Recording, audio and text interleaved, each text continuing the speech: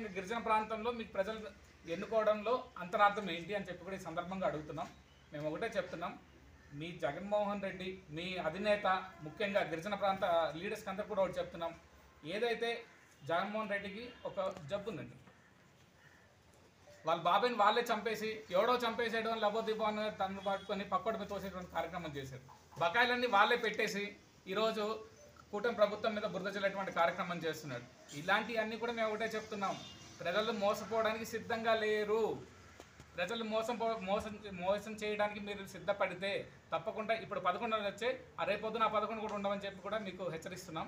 మేము ఒకటే చెప్తున్నాం, ఏదైతే మంచి కార్యక్రమాలు చేస్తూ వస్తున్నామో మీరు సహకరించలేని పక్షంలో అన్ని మూసుకొని కాము కూర్చోండి. అంతే తప్పితే కానీ ప్రజల్ని మోసం చేసే కార్యక్రమం చేయొద్దు. ప్రజల్ని అన్ని విధాలుగా కూడా కాపాడుకుంటూ వస్తుంది ప్రభుత్వం.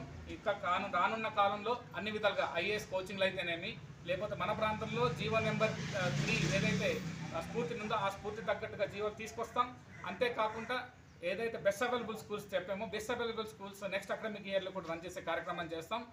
ముఖ్యంగా మన గిరిజన ప్రాంతంలో ఉన్నటువంటి అన్ని సంస్థలని కూడా పటిష్టం చేసి గిరిజన ప్రాంతంలో యువతకు అన్నట్టు కూడా ఉద్యోగాలు ఇచ్చే కార్యక్రమం చేస్తాం. డిఎస్సి తీసుకొస్తాం. డిఎస్సిలో కూడా గిరిజన యువతలకు కూడా రాష్ట్రంలో ఉన్నటువంటి యువతలతో పాటు గిరిజన యువతకు కూడా ఉద్యోగ అవకాశాలు కల్పించేటువంటి కార్యక్రమం చేస్తామని చెప్పి కూడా ఈ సందర్భంగా మీ అందరికీ కూడా తెలియజేస్తున్నాం. యువత రానున్న కాలంలో మన భారతదేశ భవిష్యత్తుగా యువత ముందుకు వెళ్ళాలి. అన్ని విధాలుగా ప్రోత్సహించి స్కిల్ డెవలప్మెంట్ అయితేనేమి, కొంతమంది చదువుకున్న వాళ్ళు ఉంటారు, కొంతమంది ఏదైతే టెక్నికల్ కోర్సెస్ మాత్రమే డిప్లొమాస్ చేసేటువంటి పరిస్థితి ఉంటుంది, వాళ్ళందరికీ కూడా టెక్నికల్ ఎడ్యుకేషన్ ఇచ్చేటువంటి కార్యక్రమం చేస్తాం.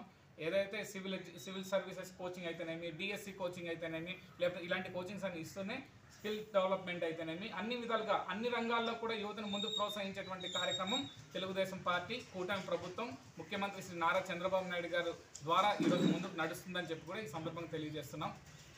ఇదందరూ కూడా మీరు గుర్తుపెట్టుకోవాలని చెప్పి కూడా ఈ సందర్భంగా మీ అందరూ తెలియజేస్తున్నాం. Thank you. మీ సభ్యత్వం రద్దు పొందుతుంది అనేది ఏదైతే ఉందో దాని నిమిత్తం మీరు వెళ్ళి మీ యొక్క మెంబర్షిప్ని, మీ యొక్క ఎమ్మెల్యే పదవిని కాపాడుకునేటువంటి ప్రయత్నం చేస్తున్నారే తప్ప ప్రజల కోసం మీరు ఎక్కడ కూడా ముందుకు రావట్లేదు అని చెప్పి మేము తెలియజేసుకుంటున్నాం.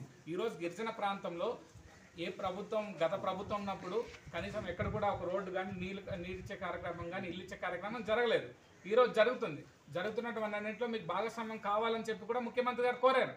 మీరు లేని పక్షాన తప్పకుండా అక్కడ ప్రత్యామ్నాయం తీసుకొచ్చి అభివృద్ధి కార్యక్రమాలు మాత్రం ఎక్కడ కూడా ఆగకుండా చూస్తానని చెప్పి ముఖ్యమంత్రి గారు మొన్న అసెంబ్లీలో చెప్పడం జరిగింది, మనందరికీ తెలుసు.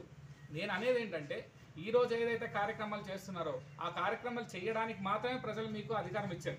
ఆ కార్యక్రమాలు చేయడానికి మీరు భాగస్వామ్యం కాకుండా పార్టీల నిమిత్తం పార్టీ అధినేత మీ జగన్మోహన్ రెడ్డి చెప్పినట్టుగా మీరు నాటకాలు ఆడే కార్యక్రమం చేస్తే ప్రజలందరికీ దూరం అవుతారు. దాని తక్షణం మీరు రాజీనామా చేయాలని చెప్పి కూడా మేమందరం కూడా కోరుకుంటున్నాం. ఎందుకంటే ప్రజలకు ఉపయోగం లేని పదవులు మీకు ఎందుకు అని చెప్పి ఈరోజు ప్రశ్నిస్తున్నాం.